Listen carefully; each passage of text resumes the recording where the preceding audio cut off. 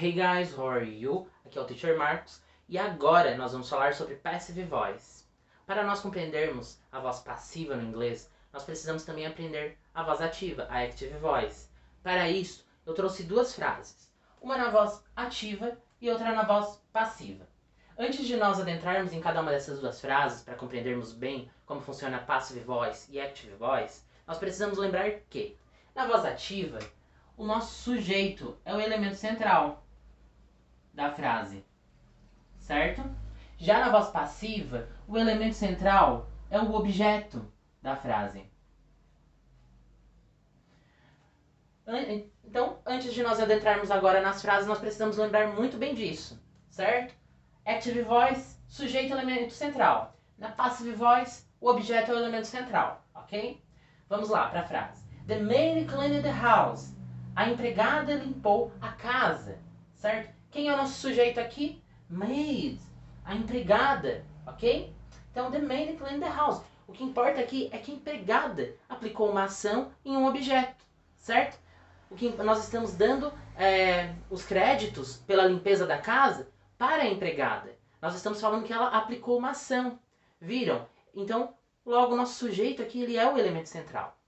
Já na Passive Voice, the house was cleaned, a casa foi limpa, nós vimos que o nosso objeto aqui, né, que o nosso objeto anterior aqui nessa frase anterior é house, certo? Ela aqui se tornou o nosso elemento central. Aqui, ó, house. Por quê?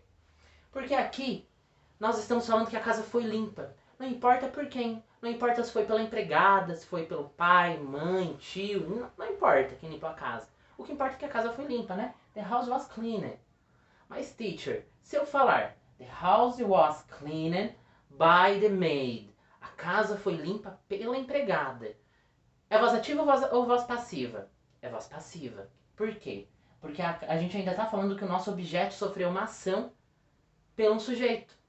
Ah, mas você falou que não importa o sujeito. Bom, mesmo que esteja um sujeito aqui dizendo que foi um sujeito, ele ainda vai estar em segundo plano. Vai ser uma informação complementar, não a informação principal da frase. Aí que tá. Nós precisamos fazer a tradução e a interpretação das frases no inglês. Lembrando, Active Voice, sujeito e elemento central da frase. The maid cleaned the house. A empregada limpou a casa. The maid, né? Bom, ó, nós temos uma empregada e ela limpou a casa. Já na Passive Voice, the house was cleaned. House, nosso objeto, se tornou o elemento central porque nós estamos falando dele e que ele sofreu uma ação.